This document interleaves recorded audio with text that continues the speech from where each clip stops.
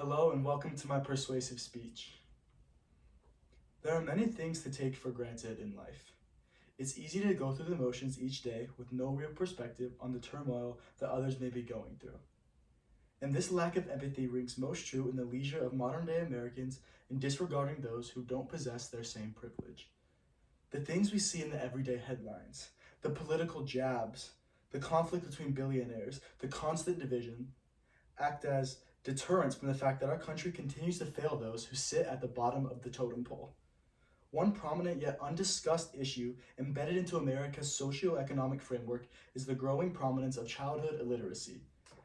Ultimately, the educational implications of things like income inequality, unqualified teachers, and social instability, all perfect examples of underrepresented issues in America, have led to a lack of effective educations for a large percentage of America's youth. And this problem can only be fixed with the culmination of unified passion amongst the general population. To fully understand the pressing issue of illiteracy, one must first understand the concept of income inequality.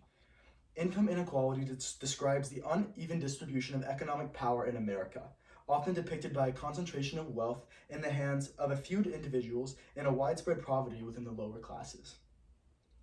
It's baffling to think that many of the people in power in America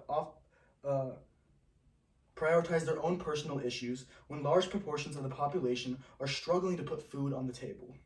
In a study done by Regis College for the article Child Illiteracy in America, Statistics, Facts, and Resources, it states, some 73% of children with undereducated parents, less than high school diploma, live in low-income settings.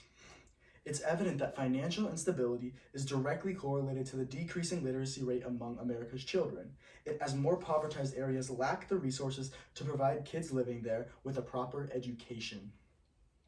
The US government continues to act as a beacon of negligence in the way that its leaders use illegal economic loopholes to propel themselves towards wealth, while simultaneously ignoring the life or death situations of millions of their constituents. Childhood illiteracy should be seen as a pressing issue, but the same lack of care for poverty exhibited by those in power is mirrored in the way that education continues to be seen as an option rather than a priority in the areas that need it most. How can these overtired areas of the country be accepted to revamp and reconstruct their education systems when they continue to be systematically deprived of the economic means to do so? It's a perpetual pattern that can only be halted by those in power. This being said, childhood illiteracy isn't just created by economic boundaries towards getting an education. It's also fostered in the ineffective and uninspired teaching methods of unqualified teachers within the education system itself. A large proportion of the existing schools and education centers in America, not just in the areas of low socioeconomic status, are plagued by an outdated curriculum. An article entitled "The Literacy Crisis in the U.S. is Deeply Concerning and Totally Preventable" notes that too many teachers enter the profession without any training in evidence-based reading instruction, which means they lack the knowledge to effectively teach their students how to read. How can we expect our students to learn to read if the main source of that learning is invalid? America has failed its children by not valuing those who work in the education system. If the idea of going into education becomes more encouraged, inspired, and rewarding, the quality of teaching will only increase.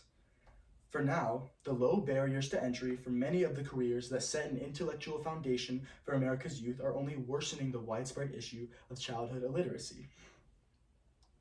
I've discussed the roots of this issue and the injustices that seem to be direct contributors. By this point, if you aren't internally questioning whether or not any solutions for this problem exist, I beg you to look inward. Childhood illiteracy doesn't just exist in the context of concerning percentages and national statistics. It sits most profoundly in the hearts of those that have encountered it firsthand. In an article entitled "Childhood Illiteracy, a Hidden Crisis in the United States," author Nora Leach recounts her time working in close proximity with a kid who was behind in his reading level. While taking part in a volunteer program that looked to improve the reading levels of kids that fell backward academically during the pandemic, Leach explains that every day, once a week, for 20 minutes, she read to her assigned reading buddy to help improve his reading skills. When we as people dig deeper than the surface level implications of a widespread issue or problem and choose to get our hands dirty, we see that those affected are more than just carefully acquired numbers. It's programs like the one that Leach took part in that will continue to promote the elimination of childhood illiteracy in the midst of a culture that promotes passive inaction. These children deserve to grow into well-educated individuals, and sometimes it only takes one compassionate helping hand to help set them on track for this goal. This being said, I'm of the opinion that the issue can and should be stopped long before it's already happened. Ultimately, it's evident that childhood illiteracy is an ever-growing product of things like income inequality, outdated curriculum, and a culture of self-interest in America. Though a large proportion of the American population are seemingly unaffected by the issue, it can't continue to be swept under the rug. Why must empathy be conditional to one's personal experiences?